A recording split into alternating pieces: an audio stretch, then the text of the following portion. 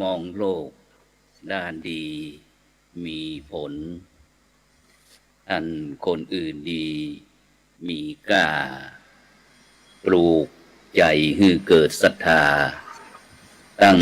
หน้าทำดีมีคุณมองโลกด้านร้ายไกลกลับใจหับแต่เรื่องเคืองคุณเหนื่อยนายเลิกล้างทางบุญชีพปุ่นแท้แน่เอ่ยขอกราบขวัธรรมสวัสดีกับบรรดาท่านผู้ฟังแล้วก็ท่านผู้ชมทุกท่านที่กำลังติดตามช่องธรรมะเป็นทีมทีวีออนไลน์กลุ่มพระสงฆ์อุบาสกอุบาสิการ่วมกันเผยแผ่ธรรมะออนไลน์ไลฟ์สดทั้ง Facebook ทั้ง YouTube แล้วก็สถานีวิทยุ FM คลื่น 104.50 เมกะเฮิรตซ์วัดฝ่ายหินจังหวัดเชียงใหม่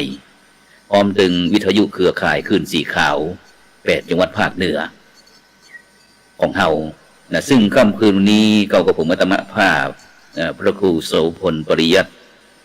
ก็ได้นำรายการเห็นธรรมเห็นเราเห็นธรรมมาพบกับบรรดาท่านผู้ฟังเป็นประจำทุกคืนวันอาทิตย์เวลาก็ตั้งแต่20:00 นเป็นต้นไปจนถึงเวลาประมาณ3:00 นซึ่งบรรดาท่านผู้ฟังท่านผู้ชมก็สามารถที่จะคือการสนับสนุนโดยการกดติดตามกดไลค์กดแชร์เพื่อเป็นธรรมทานยิ่งแชร์นักก็ได้บุญนักแชร์น้อยก็ได้บุญน้อยบ่แชร์ก็ว่าได้บุญซึ่งหรือว่าอยากจะร่วมเป็นกำลังใจด้วยกันร่วมบริจาคเป็นสาธารณกุศลก็ชื่อบัญชีนั้นก็อ้อมบุญอ้อมธรรมวันละบาททางธนาคารไทยพาณิชย์เลขที่บัญชีนั้นก็145244700-8ชื่อบัญชีนั้นก็พระไทยธรรมกิจพระมหาชาญชัยพรหมประดิษฐ์แล้วก็ท่านพระอาจารย์จตุรงค์ชูศรีหรือว่าจะบัญชีหนึ่งก็เป็นธนาคารกสิกรไทยเลขที่บัญชีนั้นก็376-225-372-2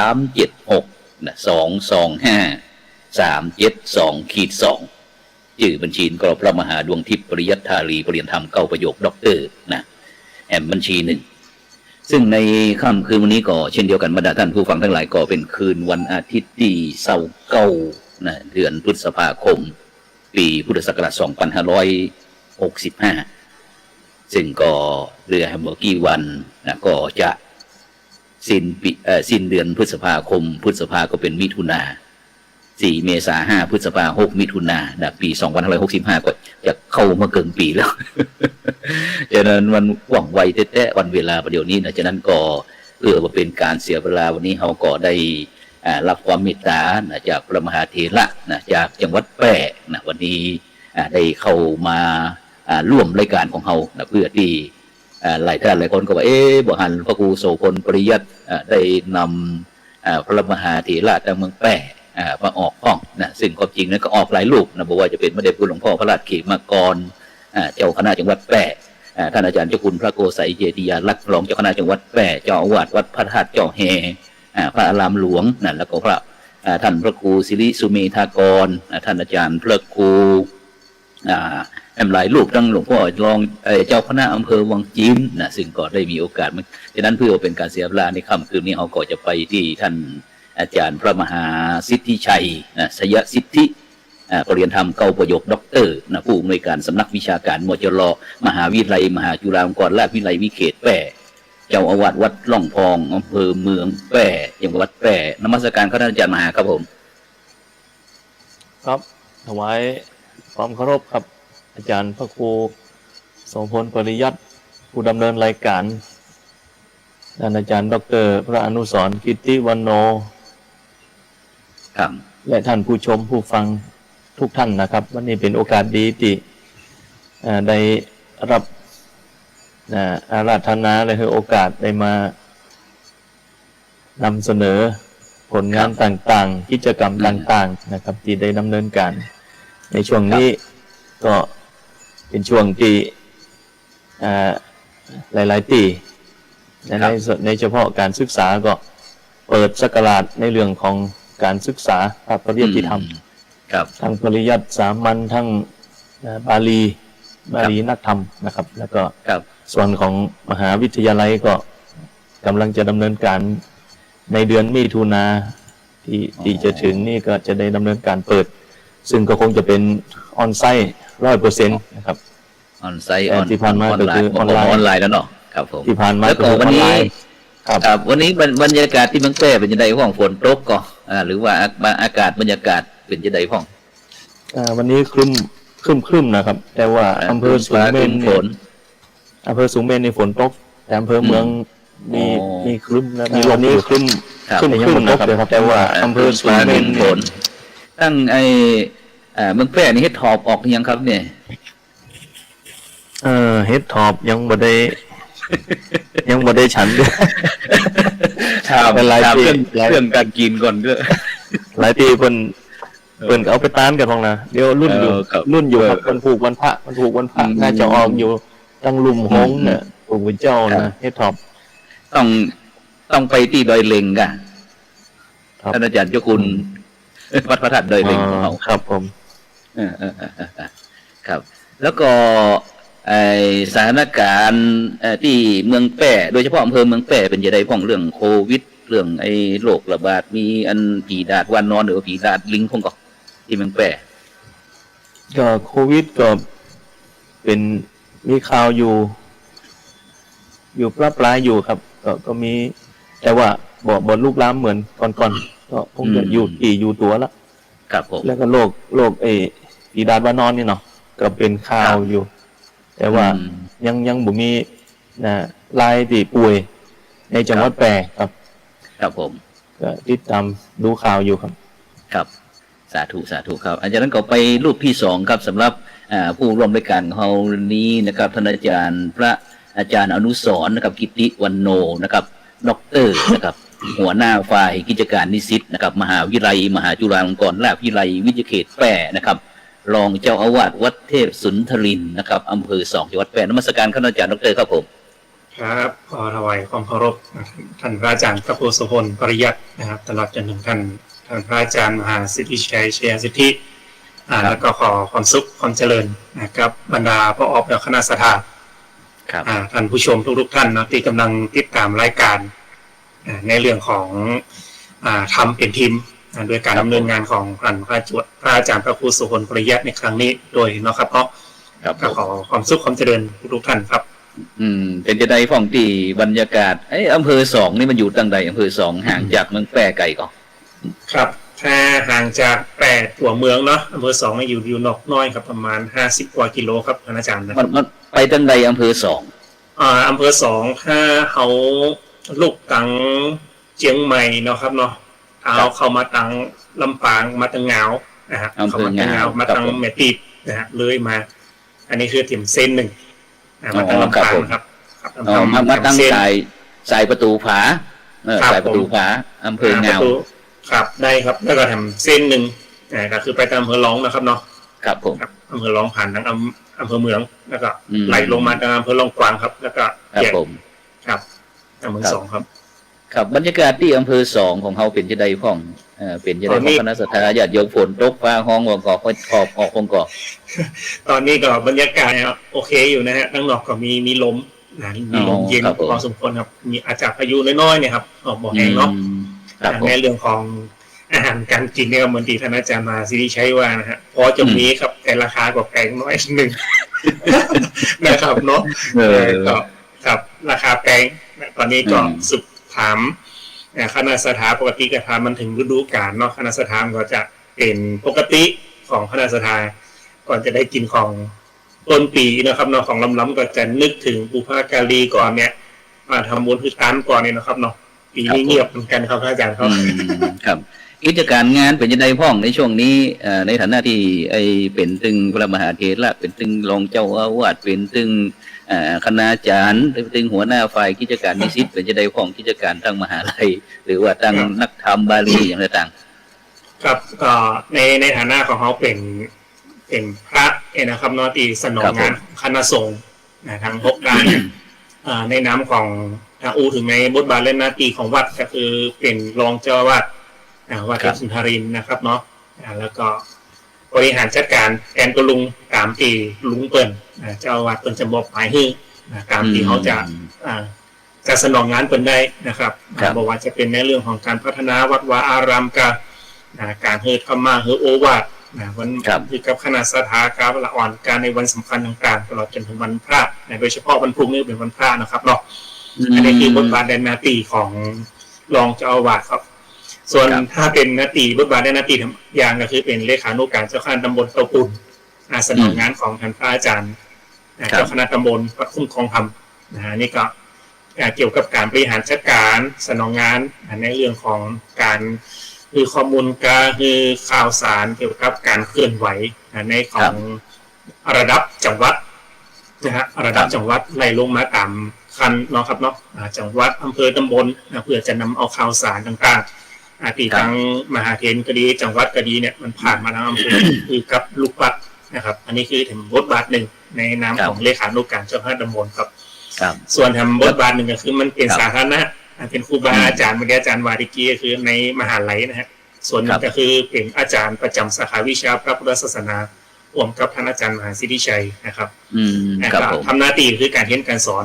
นะฮะแล้วก็อีกส่วนหนึ่งก็คือเป็นหัวหน้าฝ่ายกิจการนิสิตก็คือต้อง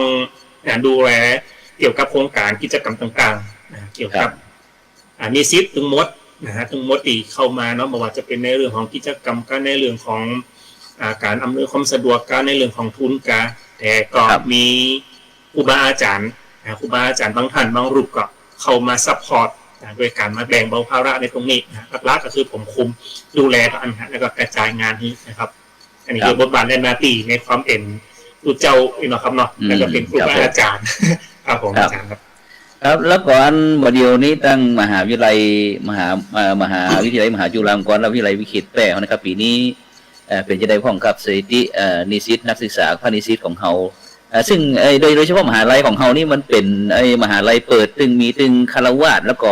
บรรพชิตพระสงฆ์องค์เนรมาเฮียนโดยแม่นก็ครับหรือว่าเฮียนเฉพาะพระสงฆ์สามเณรครับผมครับมันเป็นเปิดทั้งคฤหัสถ์เนาะครับเนาะคฤหัสถ์หรือสถาญาติโยมทั่วไปแล้วก็มีทั้งพระภิกษุสามเณรนะครับก็การเปิดของมหาจุฬาตอนนี้นะฮะก็มีทั้งบัณฑิตระดับปริญญาโทก็คือมีทั้งรัฐศาสตร์มหาบัณฑิตแล้วก็พุทธศาสตร์มหาบัณฑิตนะครับอันนี้คือระดับบัณฑิตนะครับแล้วก็ตอนนี้ผู้บริหารคณะผู้บริหารกำลังผลักดันที่จะเปิดระดับมหาบัณฑิตก็คือสังคมศึกษานะครับคณะครุศาสตร์สังคมศึกษาแห่งคณะหนึ่งแล้วก็จะกำลังจะผลักดันเปิดปริญญาเอกสาขาวิชาพระพุทธศาสนาครับในส่วนของปกติทั่วไปก็คือวันเรียนปกติก็จะมีทั้งโยมนะครับเป็นเยาวชนแล้วก็พระภิกษุสามเณรเนี่ยก็จะเข้ามาเรียนอาจจะเป็นในเรื่องของสาขาวิชาพระพุทธศาสนานะฮะรัฐศาสตร์การเมืองการปกครองครุศาสตร์สังคมศึกษาการสอนภาษาอังกฤษแล้วก็มีนิติศาสตร์แห่งคณะนึงครับอันนี้คือการเรียนการสอนคือจะเปิดในวันที่6 เดือนหน้านี้ครับท่านพระอาจารย์ครับมิถุนายนเนาะ6 มิถุนายนเปิดเต็มรูปแบบเลยเนาะออนไลน์นี่ผมมีแล้วเนาะจะเป็นออนไซต์เลยครับออนไซต์ในเรื่องของสถิตินี่ต้องคือท่านอาจารย์มหาสิทธิชัยนะฮะแนะนำบริหารนะในเรื่องของวิชาการครับท่านจะมีข้อมูลในจำนวนนิสิตอยู่ในมือท่านครับครับที่มนครับอาจารย์มหาดร.มหาสิทธิชัยครับที่ได้รับการพาดพิงในฐานะที่เป็นผู้อำนวยการสำนักวิชาการนะครับของมจร.วิเขตแปะของเฮานะครับปีนี้เป็นจะได้พ้องกับด้านมหาวิทยาลัยเดี๋ยวเฮาก่อยเข้าไปเจาะในวัดตอนนี้เอามหาลัยนี่ก่อนเรื่องการศึกษาก่อนให้การเตรียมพร้อมก่อนครับผมที่มนครับผมตอนนี้ก็รับสมัครนิสิตเป็นรอบที่3สิ่งจำนวนนิสิตตอนนี้ยังบ่ถึง100เดือนนะครับครับเฉพาะปริญญาตรีมั้ยก่อนทั้งตรีและโทครับตอนนี้นะตรีและโทแต่ยังบ่ถึง100เดือนแต่ว่าเฮาขยายช่วงรับสมัครไปอยู่ถึงสิ้นเดือนเนี่ยครับก็มีลดแจกแถมมันเนาะลดค่าเทอมตั้งให้ทุนการศึกษาทั้งลดค่าเทอม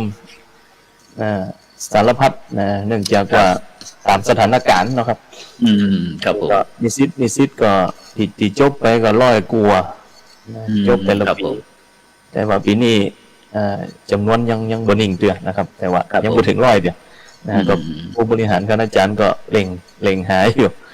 ไปไหนบ่ฮู้กันหมดเนาะผู้นักศึกษาทั้งหลายเนี่ยครับซึ่งมันอาจจะได้รับผลกระทบกับอาจารย์ครับเพราะว่าเฮาออนไลน์นี่เห็นออนไลน์มา2ปีครับโดยเฉพาะนักเรียนนิสิตนักศึกษาเฮาต่างๆที่2ปีที่ผ่านมานั้นรู้สึกว่ามันจะชะลอนะครับเนาะก็เลยบ่เต็มรูปแบบอาจจะเนาะเพราะว่าตอนนี้เมืองแพร่เฮาก็ยังโควิดเนาะมันก็เจ้าบ้านเพิ่นกลัวกับท่านอาจารย์มากลัวโควิดกว่านี้ตอนนี้ก็มันจะได้เป็นเรื่องปกติแล้วนะมันเป็นเรื่องปกติแล้วมันตอนนี้ก็คือได้ข่าวใครเป็นใครป่วยนี่ก็บ่มีการตื่นเต้นแล้วก็รักษาตัวเก็บตัวรักษาตัว5 วัน 7 วัน 10 วันตามกำลังของทุกคนก็กลับมาทำงานร่วมกันได้ปกติครับผมช่วงก่อนก็วุดวิดอยู่ครับถ้าเป็นช่วงก่อนนี่บ่ได้เนาะบุยปากเสียตามบ้านเหนือบ้านใต้โอ้เสียวนั่นน่ะดีบ่ดีอย่าลงไม้ลงมือออกแฮงกันนั่นนะครับเนาะครับแต่บัดเดี๋ยวนี้ก็หมายความว่าก็แต่ก็บ่ประมาทนะครับเนาะยังการบ่ตกบ่ประมาทการบ่ตกก็คือยังใจผ้าปิดหูดังหรือว่าใจเจียวใจแอลกอฮอล์อย่างต่างๆโดยเฉพาะก็รักษาระยะห่างอยู่นะครับเนาะแล้วก็การคบการฉันการบิณฑบาตของพระเนรของเฮาเริ่มเข้าสู่ปกติครับมีการรับอาหารบิณฑบาตหรือว่ามีการที่เฮาจะถวายพระทหารเจ้าพระทหารเพลจะครับเป็นจังได๋ครับตอนนี้การคบการฉันครูพระเนรก็บ่ถึงขั้นลำบากก็บิณฑบาตปกตินะครับครับบิณฑบาตทำกิจวัตรญาติโยมก็ถวายทานขันเข้าส่งเข้าวัดอยู่เป็นเรื่องปกตินะอาจารย์ก็ดูสถานการณ์มันก็บ่กระทบอย่างนักนะครับครับบางส่วนเนี่ยก็เก็บไว้ไปแจกจ่ายไปช่วยเหลือญาติโยมที่ขัดสนอยู่ก็ทำอยู่นะครับยังแบ่งปันญาติโยมได้อยู่ครับก็เอาใกล้ตัวเขาก่อนในรั้วมหาลัยก็คือรอบมหาลัยในวัดก็คือรอบวัดจะช่วยขยายออกไปเอาที่กำลังเขาจะช่วยครับแล้วก็ในฐานะเลขาเจ้าคณะอำเภอเมืองโดยอำเภอเมืองเป็นจังได๋พ่องคณะสถาญาติโยมนี่ครับผลกระทบพ่องก่อนหรือว่ามีปัญหาหรือว่าจังได๋เรื่องเลขาตอนนี้ก็ได้ถ่ายโอนให้ลูกศิษย์นะครับให้ลูกศิษย์ได้ดำเนินการนะผมก็100 ตัวละตอนนี้เพราะว่าครับตำแหน่งเดียวก็คือเจ้าอาวาสครับตำแหน่งเลขาอำเภอก็ให้ลูกศิษย์แต่ว่าคณะสงฆ์ก็จะทำงานตามภาระตามกรอบเนาะครับผมนี่ก็เรื่องพุทธมณฑลของจังหวัดก็ได้รับอนุเคราะห์จากองค์การบริหารส่วนจังหวัดแปรทำถนนลาดยางอย่างเข้าไปอย่างดีนะครับที่เขาเปิดปฏิบัติธรรมกันปีที่หลวงปู่ท้องมาเปิดกรรมฐานปีนั่นก็หลังจากนั้นมาก็มีการพัฒนามายังเป็นรูปธรรมนะครับครับงานคณะสงฆ์ก็ดำเนินการตามพันธกิจอยู่ครับแล้วประเดี๋ยวนี้อันได้รับอาการก่อสร้างห้างแปลงจะได้พ้องครับประเดี๋ยวนี้อันที่มจรของเฮานะครับที่พุทธมณฑลที่พระเดชพระคุณหลวงปู่พระมหาโพธิวงศาจารย์เฮาได้วางศิลาฤกษ์ไว้นะครับดอยปังครับท่านอาจารย์แม่นก่อนดอยปังครับตอนนี้ใจเจือพุทธมณฑลภาษาชาวบ้านก็ฮ้องว่าดอยปังแพร่เมืองผีครับก็ศาลาหลวงศาลาสังฆสามัคคีนั่นก็ปูกระเบื้องเนาะทำรอพระพุทธรูปไว้ปูกระเบื้องทำตกแต่งภายในก็ยัง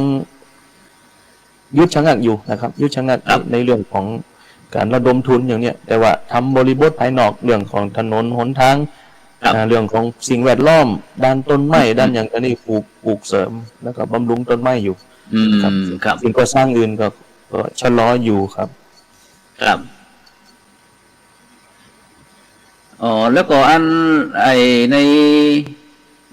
ในช่วงนี้ครับในช่วงนี้กิจการงานที่ของมจรของเขานี่ก็ยังไปทำงานเป็นปกติเนาะครับทำงานปกติครับ แล้วนี่ก็เตรียมงานประชุมวิชาการระดับชาติครั้งที่2ในวันที่4มิถุนายนครับอาจารย์ครับถือโอกาสประชาสัมพันธ์ไปด้วยเลยเนาะเพื่อที่ท่านได้ติดตามวันที่4มิถุนายน2565คือวันเสาร์ที่จะถึงเนี่ยก็มีทั้ง2ระบบนะครับทั้งออนไลน์ทั้งออนไซต์ออนไลน์จะมีรหัสซูมมันยังอยู่ในเพจในเฟซหรือในเว็บไซต์ของมจร.แก่รายละเอียดต่างๆนะครับในวันนั้นก็ได้รับ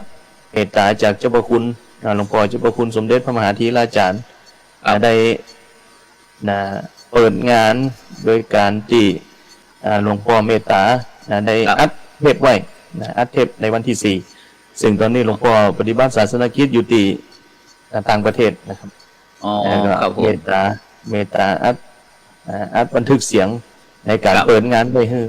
แต่ถ้าหลวงพ่อบทที่ก็คงจะได้เดินทางมาเมืองแปะนะครับติดหลวงพ่อเป็นประธานสภาวิทยาเขตแปะเนาะ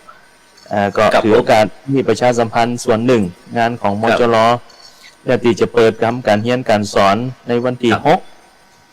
6มิถุนาก็คงจะต่อเนื่องนะครับก็คงจะดำเนินการต่อเนื่องในส่วนอื่นเรื่องของการก่อสร้างการกายภาพอื่นๆก็อาคารสถานที่ก็พร้อมหมดนะครับเพียงแต่ว่าบำรุงรักษาแล้วก็รอคนเข้ามาใช้รอนิสิตรอญาติโยมเข้ามาใช้เข้ามาปฏิบัติธรรมครับผมอันนี้มีหลักสูตรของผู้สูงอายุเนาะหลักสูตรประกาศนียบัตรพระพุทธศาสนาปีเดียวจบเนี่ยอันนี้กำลังจะเปิดเพื่อที่จะให้ผู้สูงอายุได้มีโอกาสได้เข้ามาศึกษาปริญญาตรีแต่ว่าได้มีวุฒิ1 ปีเนี่ยนะครับปพสหรือหลักสูตรพระพุทธศาสนาก็บูรพาจารย์สร้างกันต่อมาเป็นรุ่นละนะรุ่นปัจจุบันก็คือรักษาก็รอคนมาใจครับผมครับซึ่งวันนี้ต้องขอบคุณท่านอาจารย์ดร.อุดรคุณโยมกวนจิตกรค่อนอันนี้จากประเทศอังกฤษคณะศรัทธาวัดพระสิงห์ UK ท่านอาจารย์พระครูศรีสิงหกิจวิเทศนะเพิ่นก็ดูมาอยู่นะแล้วก็แม่แก้วอินสมคุณสยมเสาวรักษ์คุณโยมเอมออนคุณชลาลินเอื้อมจิตคุณโยมนาลีไมยกิจแล้วก็คุณโยมธัญญาทองอิ่มท่านมหานัชพลนันลาวงศ์คุณโยมอิทธิพรกริยาเวทแล้วก็หลวงพ่อเจ้าคณะตำบลปรัชญาแห่งพุทธศาสตร์บัณฑิตปรัชญาแห่งพทบนี่นะจากพะเยานี่นะ ก็ได้ส่งข้อความมาแล้วก็นิมนต์แล้วก็เจริญพรนะครับที่มีข้อความมีปัญหาอย่างที่อยากจะถามผู้ร่วมรายการของเฮาซึ่งวันนี้นั่นก็มีท่านอาจารย์พระมหาสิทธิชัยชยสิทธิปริญญาธรรมเก้าประโยคด็อกเตอร์นะครับแล้วก็ท่านพระอาจารย์ดร.อนุสรณ์กิติวันโนนะครับหัวหน้าฝ่ายกิจการมจร.วิเขตแปรนะครับวันนี้ซึ่งวันนี้ท่านอาจารย์ทั้งสองครับวันนี้เราได้ตั้งหัวข้อไว้ตั้งแต่แรกแล้วว่าพระสงฆ์ยุคใหม่นะครับเตรียมตัวอย่างไรนะครับในยุคนิวนอร์มอนนะครับในยุคนิวนอร์มอนนะครับฉะนั้นเนี่ยอาจารย์ครับงานเราได้อู้ถึงงานเรื่องคณะสงฆ์ของเราถึง6 ด้านเราบอกว่าจะเป็นเรื่องการปกครองการเผยแพร่การศึกษาสงเคราะห์นะครับการสาธารณสงเคราะห์สาธารณูปการต่างๆเหล่านี้ครับแล้วก็1+1ก็คือการสร้างพุทธมณฑลนะครับพุทธศาสนาเป็นประเทศไทยของเขาเนี่ยเป็นศูนย์พุทธศาสนาโลกนะครับซึ่งในฐานะที่งานตั้งหมดนะครับตั้งมวลที่ท่านอาจารย์พระมหาสิทธิชัยนะครับไปที่ท่านอาจารย์มหาสิทธิชัยก็ได้ครับต่อไปเลยเนาะไปต่อไปเลยว่าหลังจากที่รู้สึกว่าจะมีความห่างกันตั้งแต่จบด็อกเตอร์นะครับไปจากการยังงานจะได้ความครับเนี่ยตั้งแต่วันนั้นถึงวันนี้แต่ก่อนนี้จะมาที่วัดพระสิงห์วรมหาวิหารเท่านี้ก็ในฐานะที่ในตัวแทนของเดชคุณหลวงพ่อพระเดชสิงหวราจารย์นะครับรองเจ้าคณะจังหวัดเชียงใหม่เจ้าวาดวัดพระสิงห์วรมหาวิหารก็ได้ต้อนรับนะครับในการขับสู่ที่จำวัดนะครับของว่าด็อกเตอร์ทั้ง4 ลูก รุ่นนั้นมีไผ่เพิ่งก็ท่านอาจารย์ มีท่านพระครูโคสิทธิ์สังฆพิทักษ์วัดชัยมงคล ท่าน นี่เจ้าคณะตำบลในเวียงเนาะในเวียงเขต 3ครับเขต 3แล้วไปแฮม ท่านศักดิทัศน์สังวโรตอนนี้ ท่านอาจารย์ อยู่ ฟุ้ง วัด เนาะ ยาดันฟุ้งอยู่วัดพงสุนันท์แตน เอาพงสุนันท์ แตนท่านอาจารย์พระครูโควิดอัฐวัทีนี่กะนะลูกศิษย์ลูกหา ถ้าจะยิ้มเลยตอนนี้นะ ตรงนี้เนี่ยโอ้วัดพระสิงห์วรมหาวิหารนี่เป็นที่เรียกว่าเป็นสถานที่ที่คือที่พักที่อาศัยคุ้มหัวคุ้มเก้านะกับผมทั้ง4รูปที่ไปศึกษาที่เชียงใหม่นะครับที่มจรเชียงใหม่แล้วก็โดยการติดตามในฝ่ายของแปรตอนนั้นก็คืออาจารย์พระครูโควิดอัฐวัทีอาจารย์อุดรเนี่ยเป็นผู้เปิดเส้นทางให้ไปเชียงใหม่โอ้ไปกัน4รูปแล้วอบอุ่นแล้วไปอยู่วัดพระสิงห์ก็ท่านอาจารย์พระครูโสพลปริยัติผู้ดำเนินรายการก็เรียกว่าห้องกินข้าวเนาะทุกเจ้าโอ้นะนี่มีความซาบซึ้งใจนะในบรรยากาศข้างนั่นถึงบัดนี้ก็ยังระลึกถึงอยู่นะครับแม้ว่าจะห่างไกลกันโควิดมันมาขีดกันแต่ใจมือเข้าใกล้กันเนาะแล้วก็ท่านพระอาจารย์อนุสรณ์รูปหนึ่งแม่นก็4รูปเนาะครับอนุสรณ์ครับแล้วก็หลังจากที่จบแล้วก็ไปจะใดกันครับไปมาหาสู่จะใดพ้องทำงานอย่างพ้องลองหลังจากที่เขาจบด็อกเตอร์จากวิทยาเขตเชียงใหม่ไปแล้วครับผมไปรับเจ้าอาวาสเลยก็เป็นจะใดนี่อันถึงได้รับเจ้าอาวาสวัดหล่องฟองครับเนื่องจากอะไรอย่างตอนนั้นเนาะจบแล้วก็ยังอยู่วัดพระธาตุจ้อแฮนี่หลวงพ่อเปิ้นก็อาพาธหลวงพ่ออดีตเจ้าอาวาสเปิ้นอาพาธเปิ้นก็นิมนต์ผมกลับมาครับตำแหน่งรองเจ้าอาวาสครับตอนนั้นเป็นรองเจ้าอาวาสได้ประมาณเดือนเศษหลวงพ่อก็มรณภาพนะครับเป็นช่วงที่นะครับเปลี่ยนมือเปลี่ยนไม้แต่ว่าทุกอย่าง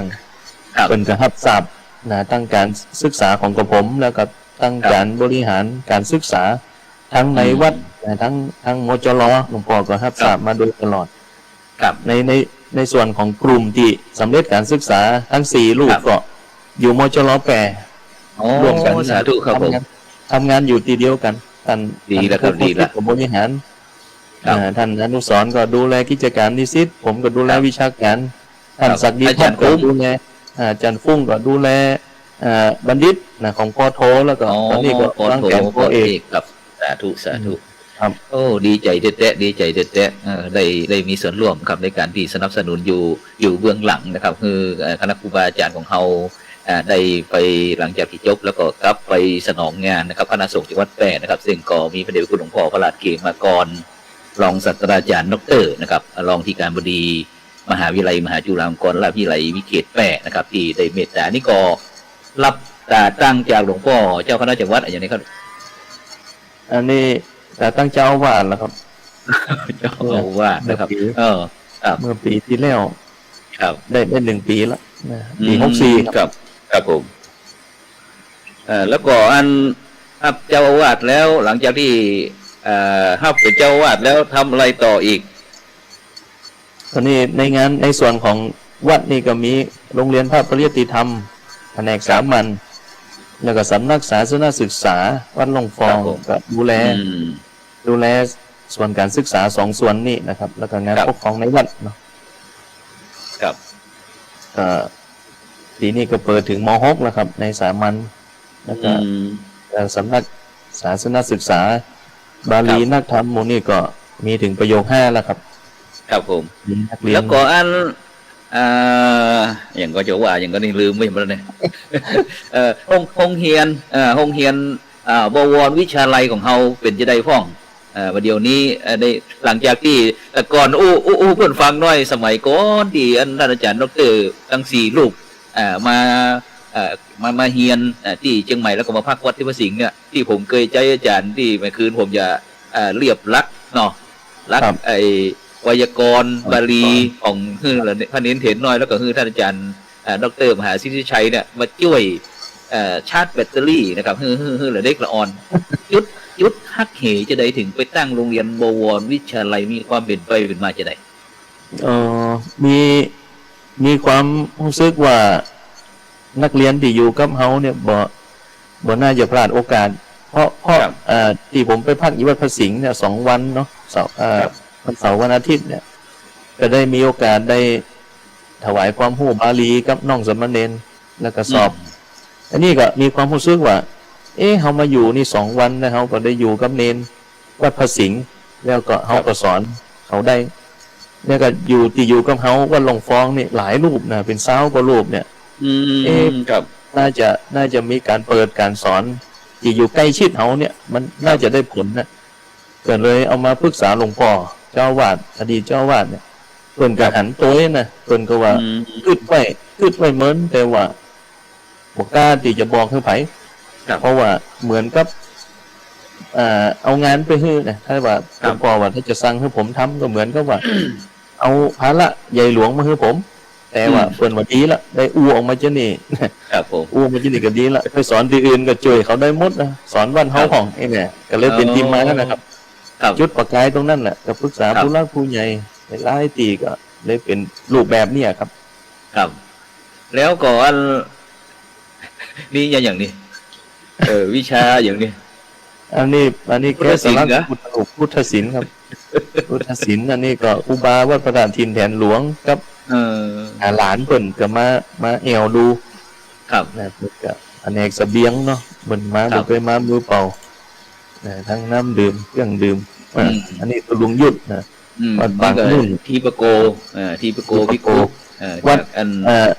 วัดบางงุ้นอำเภอวังจีนเนาะอ๋อนี่ได้ถวายพระพุทธรูปเพิ่นไปกะแกะถวายเพิ่นกะเล็กถวายฝีมือครับปิดทองถวายเพิ่นครับเพิ่นเอาไม้มาฮื้อครับครับผมเพิ่นเอาไม้มาฮื้ออันแกะถวายถึงเรื่องแกะพระนี่ยังติดกันอยู่เนอะติดพระพุทธหิงศักดิ์สิทธิ์เฮาน่ะบ่ได้กี่ปีแล้วนี่แล้วพอโควิดนะเลยทำให้ห่างกันเลยเรื่องของแก้ผ้าของวัดพระสิงห์นี้หลวงพ่อเจ้าคุณใจเพิ่นมาเนี่ยอย่างกันอันนี้ที่ไหนมาถวายพระทหารเพนกะแก่ลูกพระลูกเนนกะครับที่อันนี้น่าจะเป็นบรรยากาศบวรวิชาลัยก่อน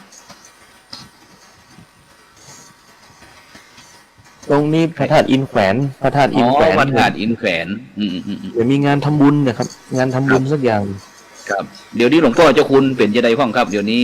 ตอนนี้อาการอาภาษก็ดีขึ้นมาตามลำดับแต่ยังบ่เต็มร้อยเลยครับครับสาธุครับขอให้หลวงพ่ออยู่มันขวัญยืนเด้อนะครับแล้วก็นี้ก็เป็นงานตั้งมจรยิเขตแป้เนาะนี่บรรยายครับ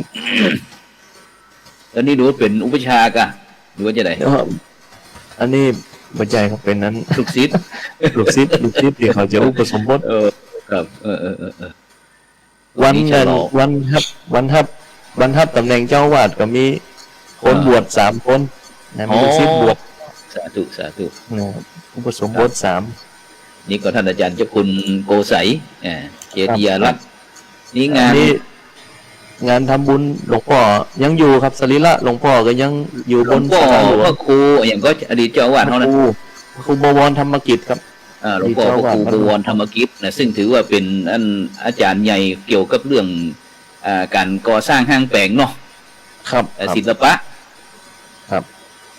ทุกอย่างครับพุทธศิลปะทั้งอาคารสถานที่ทั้งพระพุทธรูปทั้งเมนเผาศพอย่างวัดเชียงใหม่มีหลายกับประตูหายยาประตูนี่มันนะครับเมนของคุณหญิงอุไรที่เชียงใหม่เพิ่นก็ไปทำที่อันอย่างก็นั่นแล้วก็หายยากับสันกุเล็กเนี่ยประมาณนี้สันกุเล็กครับสันกุเล็กแล้วก็นี่ก็อันนี้งานเสวนาเรื่องของปริวัติคัมภีร์ปริวัติคัมภีร์เนี่ยจะได้ครับปริวัติคัมภีร์ต้องมีท่านอนุสรณ์ด้วยนะครับท่านอาจารย์อนุสรณ์ไปที่ท่านอาจารย์อนุสรณ์หน่อยนึงครับ2เนี่ยทำเรียบเบอร์2เนี่ยครับ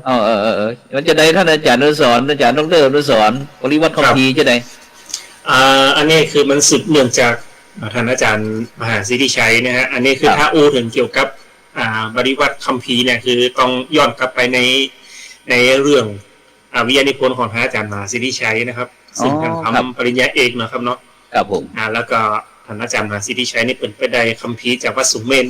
ในนั้นก็คือชื่อว่าสภาคุรุประเทศนะครับครับหลังจากที่ท่านอาจารย์มหาสิทธิชัยได้นำเอาคัมภีร์มาเข้าห้องมาปริวัติเพื่อจะเข้าสู่กระบวนการทางวิชาการจนทำให้ท่านสำเร็จนะจบปริญญาเอกเสร็จเนี่ยท่านอาจารย์มหาสิทธิชัยก็มีแนวคิดที่จะขยายฐานหรือว่าเครือข่ายในเรื่องของการอนุรักษ์คัมภีร์ล้านนานะครับหรือว่าใบลานของเขาเนี่ยครับไปในจังหวัดแปรประมาณนั้นนะครับเพราะฉะนั้นท่านอาจารย์มหาสิทธิชัยก็ได้จะมองแล้วเขาจะดำเนินการจะได้ก็ได้ปรึกษาเนาะขอคำปรึกษาจากอาจารย์สาเทศนะฮะวัดสุงเน้นนะครับอาจารย์มหาสิทธิชัยก็ในฐานะที่ท่านเป็นผอวิชาการโดยนะฮะก็คืออยากจะคือมันมีผลงานทางวิชาการโดยตอบโจทย์คือกับสังคมนะฮะครับผมตอบโจทย์ทั้งสังคมนะตอบโจทย์คือกับมหาวิทยาลัยตอบโจทย์คือกับคณะสงฆ์โดยก็อาจารย์มหาสิทธิชัยก็เลยเอาเข้ามาสู่วัดหองพองนะครับวัดหองพองเป็นวัดแรกในการที่ปริวัติคัมภีร์ถ้าผมจำบ่ผิดก็คือหนึ่งเรื่องที่ท่านมหานำมาปริวัติแล้วก็ตีพิมพ์แล้วก็เผยแพร่นั่นก็คือเรื่องพระธาตุตะกงแล้วก็พระเจ้าเกษา5 เส้นนี่นะครับเนาะครับผมครับจากนั้นก็ท่านอาจารย์มหาสิทธิชัยก็ทำปีหนึ่งก็เรียกว่าแล้ววัดห้องฟ้องเนี่ยมันได้การสำรวจละได้การรวบรวมละแล้วก็ได้ปริวัติคัมภีร์ออกมาหนึ่งเรื่องหรือว่าหนึ่งคัมภีร์แล้วนะสู่สาธารณชนเสร็จแล้วก็จะบอกแล้วมันมีจริงไหนแถมพอที่อู้กันเข้าใจแล้วก็เปิดโอกาสนะครับเข้ามาเปิดโอกาสในตรงนี้ต้องทำความเข้าใจว่าบางวัดนะครับบางสถานที่นะบางสถานที่ก็คือเปิดยังบอกให้เปิดนะครับมีตู้คัมภีร์แต่ก็ยังบอกกล้าที่จะเปิดเตือนนะครับก็คงจะมีเหตุผลหลายเหตุผลนี่ก็คือแล้วแต่ละวัดแต่บังเอิญว่าวัดผมวัดเทพสิงครินทร์นี่ก็ถือว่าเป็นวัดเก่าแก่วัดหนึ่งในอำเภอ2ก็ว่าได้นะครับแล้วก็มันมีตู้คัมภีร์เป็นล้านอยู่ประมาณ2ตู้นะครับก็เลยได้ปรึกษากับพระอาจารย์มหาสิทธิชัยอย่างมหาสิทธิชัยเลยบอกท่านอาจารย์เนี่ยเขาไปวัดเทพดีก่อนลองไปสำรวจพอดูนะครับผมก็ได้มาปรึกษากับหลวงพ่อเจ้าวัดแล้วก็คณะกรรมการวัดเทพสิงครินทร์ก็เลยหันว่าคัมภีร์เนี่ยถ้าเอาเก็บไว้ในตู้มาได้เนี่ยเอามาเปิดซะเตือนบอกฮู้ว่าพวกหรือว่ามอดหรือว่าแมงสาบจะไปกินไปแค่ไปอย่างมันจะเสียก็แล้วก็เฮาบ่ฮู้ว่าในหั่นน่ะมันจะมีคัมภีร์อย่างพอคัมภีร์สำคัญเนี่ยมันจะมีอย่างพอก็เลยเป็นที่ไปที่มาว่ามันเป็นการสร้างเครือข่ายจากวัดสุเมนนะครับมาสู่วัดของฟ้องจากวัดของฟ้องมาสู่วัดเทพกระบวนการในการปริวัติในตรงนี้ก็คือหลังจากที่ท่านอาจารย์มหาสิทธิชัยก็ดีอาจารย์เสถียรก็ดีแม้แต่กระทำวัดเทพสิงครินทร์ก็ดีเนี่ยได้เข้าไปนะฮะยกตัวอย่างเช่นวัดผมได้เข้ามาสำรวจแล้วก็เขาเข้ามาผู้ทรงคุณวุฒิทั้งหลายกลับมาครับผมเขาเข้ามาสืบค้นพอว่าในวัดเทพสิงครินทร์เนี่ยมีทำอยู่ประมาณ1,000 กว่าเรื่องอย่างเงี้ยแล้วก็มีทำอย่างพอที่มันสมบูรณ์ที่สุดนะฮะแล้วสุดท้ายก็ได้คัมภีร์ไป1 เรื่องนั่นก็คือ5,000 ภาษาศาสตร์ได้ 5,000 ภาษาศาสตร์ไป1 ปูอาจารย์มหาสิทธิชัยก็ได้นำเอาไปปริวัติเพื่อจะตีพิมพ์นะรู้สึกว่าถ้าจะมาสิทธิชัยจะเอามาตีพิมพ์และเผยแพร่ในงานสัมมนาวิชาการระดับนานาชาติวันที่4ที่จะถึงเนี่ยครับผมจะเป็นการเผยแพร่เพราะฉะนั้นการปริวัติคัมภีร์เนี่ยมันเป็นการสืบต่อเจตนารมณ์ของอุรพาจารย์ของเขาโดยส่วนมากถ้าเขาอู้กันในเรื่องของภาษาละนะคือเขาเป็นคนเมืองครับน้องเขาเป็นคนเมืองเขามีภาษาเมืองแต่เขาจะเนี่ยจะได้มันเป็นโจทย์ว่าในเมืองเขาเป็นคนเมืองแล้วเขามีเป็นภาษาเมืองเป็นภาษาของคนเก่าแล้วเขาจะเนี่ยจะได้จีจะช่วยกันสืบต่อสารห้อยแล้วก็คือมันอยู่คงไปอันนี้จึงเป็นติดไปติดมาเพราะฉะนั้นการปฏิวัติของอาจารย์มหาสิทธิชัยก็ดีหรือว่าในเครือข่ายเนี่ยคือได้คัมภีร์มาปุ๊บเนี่ยครับอาจารย์มหาสิทธิชัยกับจะมีหน้าที่ในการตรวจชำระผิดถูกในด้านของภาษาบาลีอันไหนที่แบบผิดบ่ถูกกาอีกก็ที่จะแก้ไขเพิ่มเติมคือมันถูกต้องตามอักขรวิธีหรือว่าตามภาษาบาลีเนาะต้องให้อาจารย์นักไวยากรณ์นี่เนาะการตามนักไวยากรณ์ของภาษาบาลีจะมาที่ใช้มันก็จะแปลแล้วก็ปริวัติตรงนั้นชำระแล้วก็แปลหลังจาก การแปลเซตเนี่ยคือจะถอดเอาเป็นกำเมืองนะภาษาล้านนาเขาเนี่ยกลับมาเป็นภาษาไทยอ่านหรือไทยอู้กำอู้นะครับยกตัวอย่างจีนถ้าเกิดมาเขียนเป็นภาษาไทยว่าจีนก็คือกอไก่สระอีเนาะไม่จำเป็นว่าก็นอนหนูกินนะฮะคือมันมันกินเหมือนกันเซตแล้วก็จะมาแปลทำยานคือแปลเป็นภาษาไทยกลางก็หมายความว่าหนึ่งคัมภีร์เนี่ยจะมีอยู่สี่กระบวนการนะ1ภาษาล้านนา2ตัวชำระนะฮะ3ก็คือเป็นไทยเมืองแล้วก็เป็นไทยกลางเนี่ยครับอย่างครับอันนี้คือเป็นไปติมาตีนาตีและบทบาทของในน้ำของคณะสงฆ์ตัวนะครับเนาะแล้วก็ในมหาจุฬาตัวได้ทั้ง2อย่างทางโลกและทางธรรมครับผมครับผมครับย้อนไปที่ท่านอาจารย์มหาสิทธิชัยสักหน่อยครับอันโดยเฉพาะที่วัดสูงเมนนะครับซึ่งหลวงปู่ครูบาวัดสูงเมนสมัยก่อนเปิ่นได้เดินทางมาที่วัดพระสิงห์วรมหาวิหารนะครับแล้วก็ได้ปริวัติหรือว่าได้นำมาจารย์ตัวหนังสือเมืองอย่างต่างๆนะครับมีความเป็นไปเป็นมาจะได้ว่องครับท่านอาจารย์ครับไอ้ครูบาวัดสูงเมนของเราอาจารย์ช่วย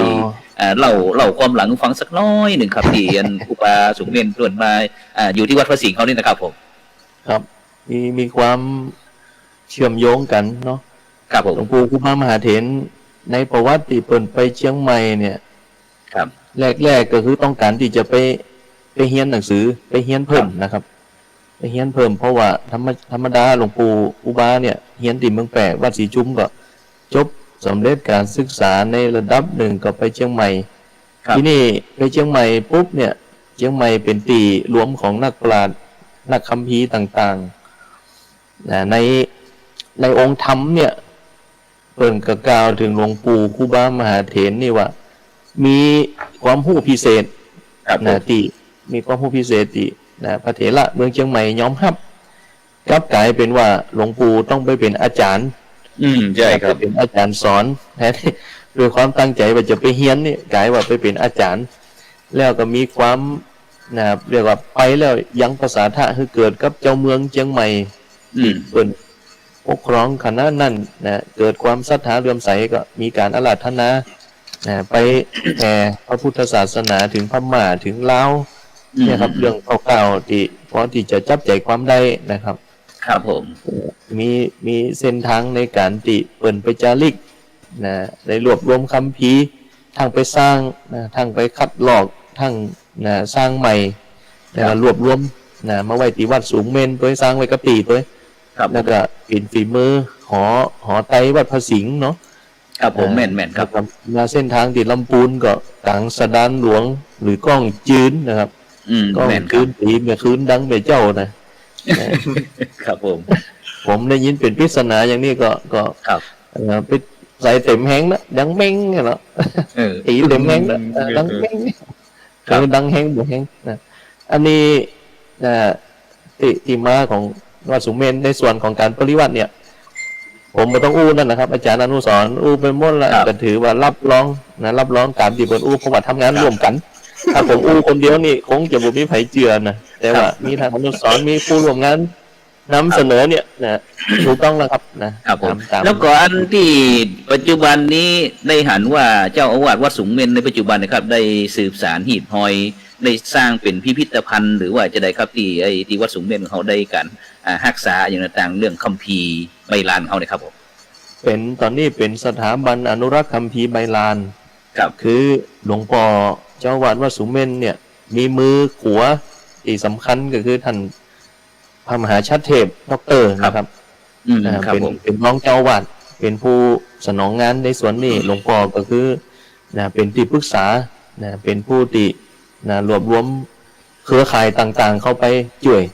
ในเรื่องของการทำงานกับมีอาจารย์พระมหาชัดเทพหรือพระครูพิบูลสรพันธ์ครับท่านอาจารย์มหาชัดเทพนี้คือ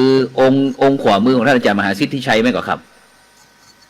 ครับผมครับในรูปนะครับเจ้าอาวาสปัจจุบันเนาะเป็นรองครับรองเจ้าอาวาสเปิดเนี่ยจะได้ครับตอนนี้หันเปิดทำกิจกรรมลงทางเฟซทางไลน์ทางสื่ออย่างต่างๆวัดสูงเมนจะมีกิจกรรมทุกเดือนวัดสูงเมนเนี่ยจะมีกิจกรรมทุกเดือนภายใต้คอนเซปต์ติเชิดชูคัมภีร์ธรรมนะเชิดชูธรรมเนี่ยตอนนี้วัดเป็นวิหารหลวงก็กำลังบูรณะหลังคาหลังคาวิหารหลวง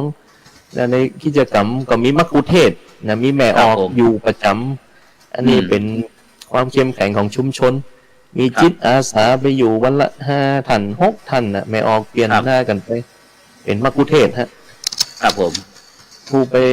ดูงานศึกษางานไปได้ตลอดทุกวันนะมีแม่ออกดูแลอยู่มัคคุเทศก์ครับแล้วทีนี้เขาได้อู้ถึงเรื่องไอ้การอนุรักษ์รักษาคัมภีร์ปริวัติคัมภีร์ต่างๆแล้วครับทีนี้มาถึงที่ว่าโรงเรียนบวรวิชาลัยตอนนี้ไปถึงไหนแล้วเดี๋ยวนี้นักนิสิตนักศึกษาเขาลูกพระลูกเนนที่สอบประดีตอนนี้ได้ประโยคอย่างละทีนี้ก็ดีเฮียนประโยค4มีอยู่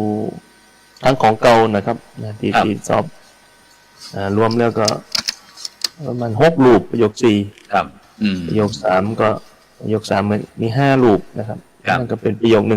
2ครับแล้วมีประโยค5 1 รูปประโยค5มี1 รูปโอ้ถึงประโยค5แล้วครับแล้วก็ได้ยินว่าวันนั้นได้ให้ความเมตตาจากพระเดชพระคุณหลวงพ่อสมเด็จพระมหาธีรจารย์นะครับกรรมการมหาเถรสมาคมนะครับได้ไปวางศิลาฤกษ์เกี่ยวกับอาคารสถานที่จะได้ครับท่านอาจารย์มหาครับมีองค์กรภาษาธนกิจมจรแก่แล้วก็เป็นมาพักจำวัดอยู่ที่พระธาตุดอยเล็งคืนหนึ่งนะครับอันนี้ก็ด้วยความเมตตาหลวงพ่อในกับนิมนต์เบิ่นว่าหลวงพ่อไปแผ่เมตตาบารมีไปวางศิลาฤกษ์เป็นสิริมงคลกับวัดวาอารามเนี่ยหลวงพ่อเพิ่นก็เมตตาครับแล้วก็มารวมทำกิจกรรมแต่เปิดเวลา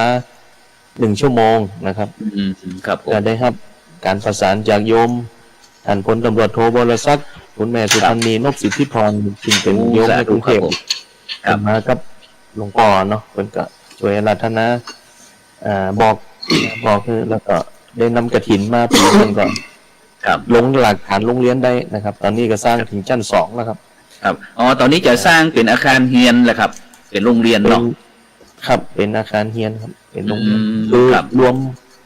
วมอยู่ตรงนั้นหมดมีอยู่3 ชั้นนะเจ้ยซอย2 ชั้นครับชั้นล่างเป็นห้องโล่งเพื่อทำกิจกรรมรวมนะครับครับนี่ก็หลวงพ่อก็ดูงานพุทธศิลป์งานพุทธศิลป์แต่เนี่ยในโรงเรียนปริยัติเปิ้นแจ้งเข้ามาช่าง10 โมช่าง10 โมครับผมจะคุ้นกับคำว่าพุทธศิลป์เพราะว่าเป็นทรัพย์ของมจรเนาะมจรมีวิชาพุทธศิลป์โดยเชียงใหม่ก็มีสาขาวิชาพุทธศิลป์นี่มันเป็นความหมายที่รวมแล้วก็ผมดูแล้วว่าคำเนี้ยมันเป็นการศึกษาในวัดถ่ายทอดกันในวัดเป็นพื้นฐานเป็นภูมิปัญญาเป็นอย่างมุเนี่ยยังบ่ได้ถือว่ามีกฎมีทฤษฎีอย่างเต็มที่เหมือนช่าง10 โมถ้าช่าง10 โมเหมือนแถมระดับหนึ่งเหมือนกับว่ามีฝีมือมีอะไรที่ระดับหนึ่งแล้วได้แจ้งเข้ามาช่าง10 โมแต่ผมก็เลยแจ้งว่าพุทธศิลป์ลักก็คือทำพระพุทธรูปเป็นพื้นฐานนั่นก็ขยายไปครับผมครับนี่ก็ทั้งหมดทั้งมวลนะครับที่นี่ก็ที่พระธาตุจอแห่เนาะครับครับนี่ก็ไปทัศนศึกษาที่อย่างนั้นก็ที่พระเจ้าตาวานเนาะนั่นก็พระเจ้าตาวานไปเอางานพุทธศิลป์ครับผมไปดูงานพุทธศิลป์ครับนี่ก็ทั้งหมดทั้งมวลเขาก็ได้เพื่อที่จะได้เอามาจากกันเบื้องต้นกับท่านอาจารย์พระมหาสิทธิชัยชยสิทธินะครับดร.เปลี่ยนธรรมเข้าประโยคครับฉะนั้นทีนี้เขาจะกลับมาเกี่ยวกับเรื่องตะกี้นะบอกว่าในฐานะที่เป็นพระสงฆ์รุ่นใหม่นะครับเตรียมตัวอย่างไรนะครับหรือว่าในการที่มีความพร้อมซ้อมมาดีในการที่เขาจะในการครองความในการดำเนินชีวิตอีกแล้วกันเนาะในยุคใหม่นี้จะได้ครับท่านอาจารย์พระอาจารย์ดร.อนุสรณ์กิติวรรณโนครับผมมีการเตรียมตัวขึ้นในมุมมองจะได้พบกับในว่าเป็นพระสงฆ์ยุคใหม่เขาจะเนี่ยตัวจะได้ครับในยุคปัจจุบันเนี่ยครับผมมันแตกต่างเหมือนกับสมัยก่อนก็ถ้าเขาถึงความต่างนะฮะความต่างแน่นอนนะครับเนาะความต่างนี่มันห่างกันตั้งแต่อดีตจนถึงปัจจุบันเนี่ยเขาต้องยอมรับว่าวิวัฒนาการหรือการเปลี่ยนแปลงนะในเรื่องของการสื่อสารนะฮะการดำเนินชีวิตตลอดจนถึงเทคโนโลยีโดยเฉพาะในปัจจุบันนะครับ มันมีสื่อเนาะที่ห้องว่าสื่อเทคโนโลยีสารสนเทศเข้ามาเนี่ยเหมือนกับโมเฮาทั้งหลายนะฮะต่างคนต่างอยู่นะฮะอาจารย์อยู่เชียงใหม่อาจารย์มหาอยู่ห้องฟ้องนะผมอยู่อำเภอ2นะอันนี้คือมันใจสื่อสมัยใหม่เพราะฉะนั้นเขาจะวางตัวจะได้ในยุคสมัยนี้คือผมคิดว่านะในความรู้สึกของผมทัศนคติของผมก็คือว่าการใจซื้อเนี่ยถามว่ามันจำเป็นก็คือมันก็จำเป็นอยู่นะครับเนาะมันจำเป็นในเรื่องของการสื่อสารในเรื่องของการถ่ายทอดอะไรต่างๆเนี่ยมันรวบรวมอยู่ที่ในสื่อเพราะฉะนั้นมันก็การเดี๋ยวจะใจซื้อหรือเข้าถึงสื่อเนี่ยผมคิดว่าทุกคนนั่นแหละนะฮะมาเขามีสิทธิ์ในการที่จะเข้าถึงสื่อแล้วก็เขามีสิทธิ์ที่จะเสนอสื่อแต่ในขณะเดียวกันนั้นก็คือบอกว่าจะเป็นผู้เสนอสื่อก็ดีนะเข้าถึงสื่อก็ดีเนี่ยอย่างหนึ่งที่เขาจะมีโดยเฉพาะในสังคมปัจจุบันคือคำว่าขอห้องว่าจริยธรรมเขาจะอู้ง่ายๆนะครับจริยธรรมคำว่าจริยธรรมเนี่ยถ้าในของพระพุทธศาสนาเขาก็จะนึกถึงกรรมหนึ่งก็คือฮิริฮิริคือความละอายเพราะฉะนั้นถ้ามีความละอายในการเดี๋ยวจะเสนอสื่อออกไปสู่มวลชนเนี่ยเขาก็ต้องมีความละอายก่อนว่าสื่อที่เขาจะเสนอไปเนี่ยมันมีคุณมันมีโทษมีประโยชน์หรือมีอะไรอย่างจะใดอันนี้คือมันต้องผ่านมาจากตัวเขาเนาะครับเนาะการเดี๋ยวจะสื่อยังออกไปก็แล้วแต่ขณะเดียวกันเขาเป็นผู้รับสื่อหรือผู้บริโภคสื่อก็คือมีการอาจจะติดตามนะฮะการติดตาม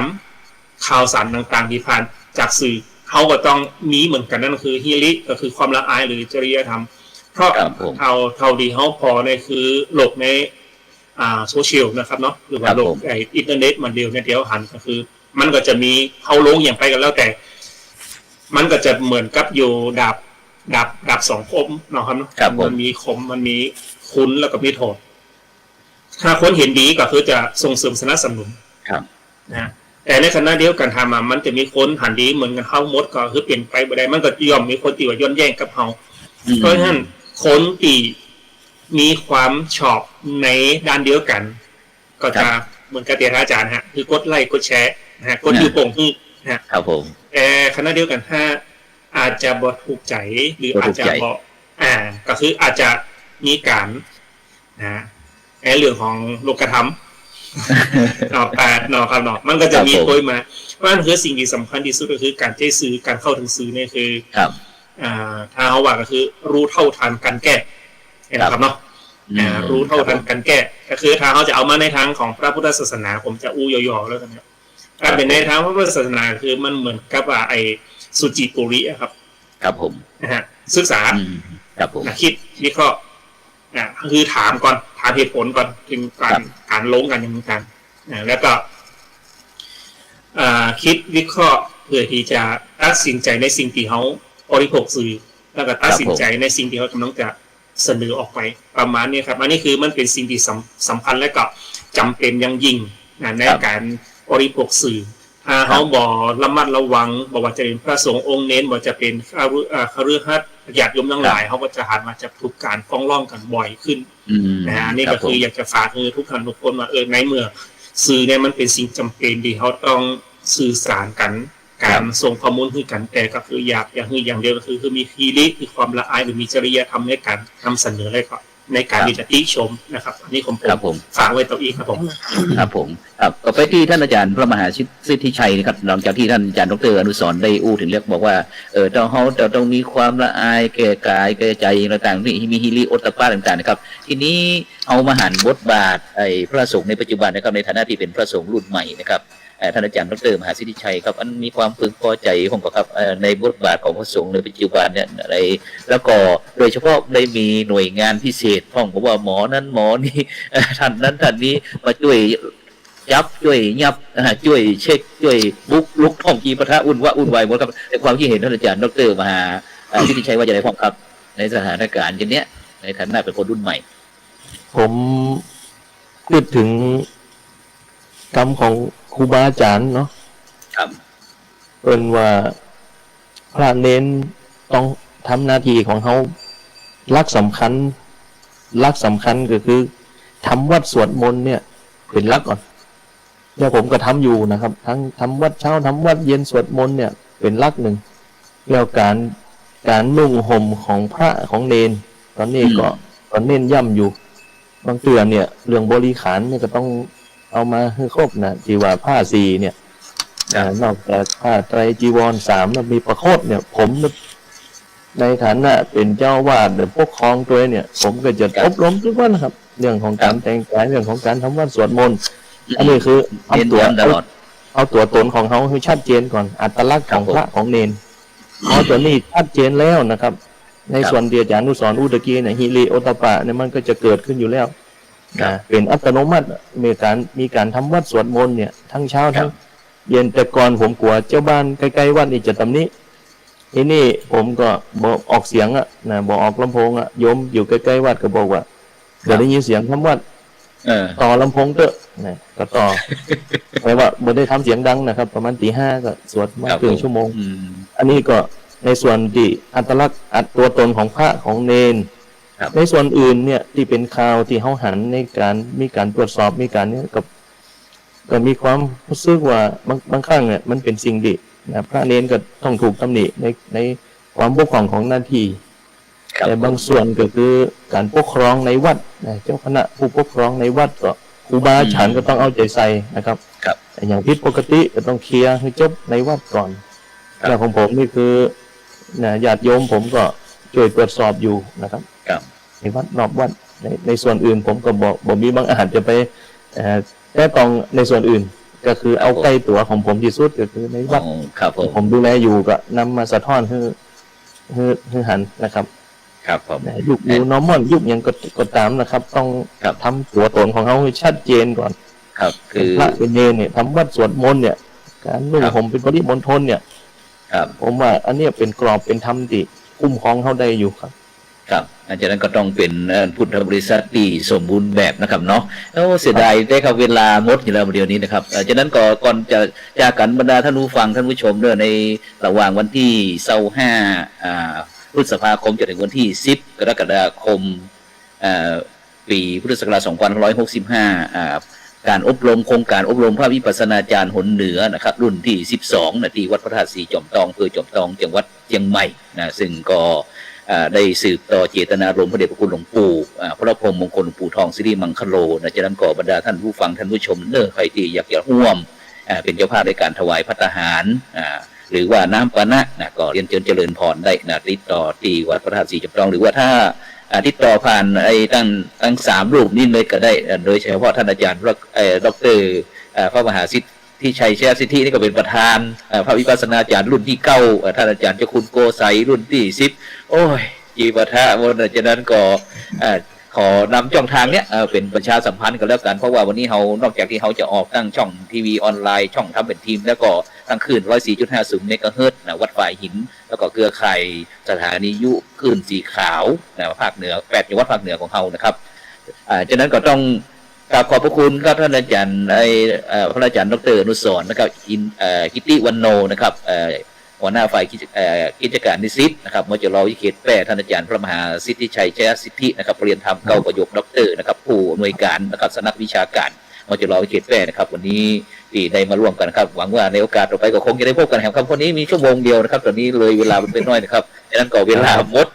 เวลานะครับย้ำเป็นนะครับที่จะต้องนำรายการจากบรรดาผู้ฟังไปก่อนขอบคุณทุกท่านที่ส่งข้อความมารับฝันดีมีเงินใจนะครับไร้โลคาพยาธินะครับไม่เจ็บไม่จนร่ำรวยทุกผู้ทุกคนสำหรับในค่ำคืนนี้ขอกล่าวคำว่าสาธุ